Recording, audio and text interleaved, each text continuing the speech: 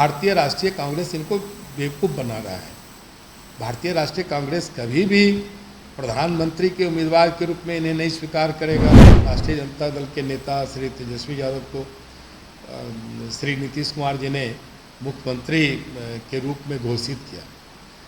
उसी दिन से श्री नीतीश कुमार जी अप्रासंगिक हो गए हैं। अब महागठबंधन में भी और उनके जनता दल यूनाइटेड में भी इनकी बात का जो असर है वो धीरे धीरे घटता है। देखिए, आपको पता है कि एनडीए की सरकार ने जातीय गणना कराने का निर्णय लिया था और जब माननीय प्रधानमंत्री से बिहार के सभी दलों के प्रतिनिधि मिले थे तो उस शिष्टमंडल में भारतीय जनता पार्टी भी रही है और जब सरकार ने निर्णय लिया तो हम सब भी उसके एक बड़े घटक दल के रूप में सहभागी भी रहे हैं।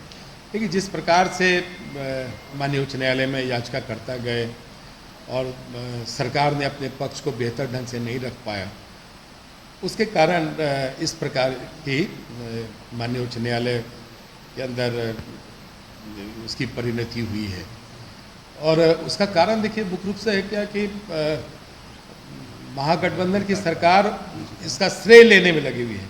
यह कैसे जातीय गणना हो जिसके अच्छे परिणाम आए, बिहार के विकास में उस गणना की एक भूमिका हो, इन सारी चीज़ों से महागठबंधन के जो प्रमुख और बड़ा घटक दल राष्ट्रीय जनता दल है उसको रुचि नहीं है। राष्ट्रीय जनता दल की रुचि यह है कि भारतीय जनता पार्टी इसका विरोध कर रहा है। दुर्भाग्य है उनके राजनीतिक सोच पर इतना बचकाना ढंग से राष्ट्रीय जनता दल के नेता का बयान आ रहा है कि भारतीय जनता पार्टी विरोध कर रही है, जबकि भारतीय जनता पार्टी सरकार के निर्णय में बड़े घटक दल के रूप में अग्रणी रही है। तो इस प्रकार का जो आरोप है ये दुर्भाग्यपूर्ण है। इन आरोपों से अलग हटकर सरकार अपने पक्ष को मजबूती से बेहतर ढंग से माननीय उच्च न्यायालय में रखे, ये ज़्यादा आवश्यकता है।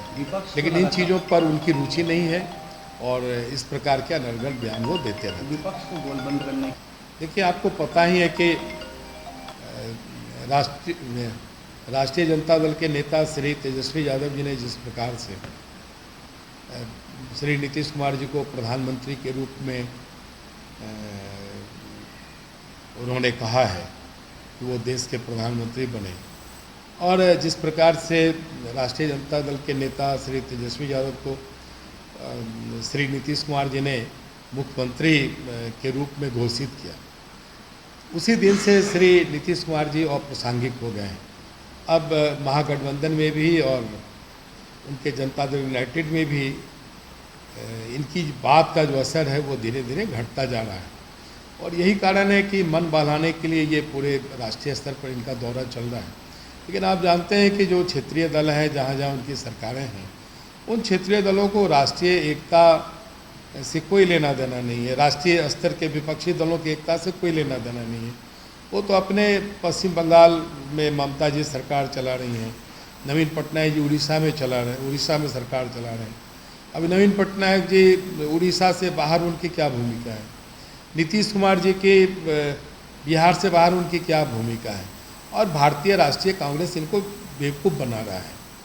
भारतीय राष्ट्रीय कांग्रेस कभी भी प्रधानमंत्री के उम्मीदवार के रूप में इन्हें नहीं स्वीकार करेगा और भारतीय राष्ट्रीय कांग्रेस कमोबेश आज़ादी के बाद से कई राज्यों में इनकी सरकारें थी, कई राज्यों में इनके संगठन थे, वो तो राष्ट्रीय एका विपक्षी दल के रूप में किसी दल का नहीं कर पाए। तो ये नीतीश कुमार जी को ये लोग झांसा दे रहे हैं। नीतीश कुमार जी को इसलिए झांसा दे रहे हैं कि उन्हें पता है कि बिहार के मुख्यमंत्री का जो राजनीतिक विश्वसनीयता है, पॉलिटिकल क्रेडिबिलिटी है, वो समाप्त हो गई है। इसलिए इन्हें कोई बहुत इन्हें तरजीह नहीं देते, हल्के से लेते हैं। अगर किसी राज्य में जाना चाहते हैं तो जाते हैं, मिलते भी हैं, लेकिन इसका कोई परिणाम नहीं आने वाला है। ये उनकी मुंगरी लाल के हसीन सपने के समान है। बायोम जो है मेडिकल प्रिपरेशन का एकमात्र संस्थान, जहां है complete digital classrooms, video lectures, student tracking system, library facility and 100% result oriented rankers batch. Biome, Hinoo एवं नगरा टोली, रांची।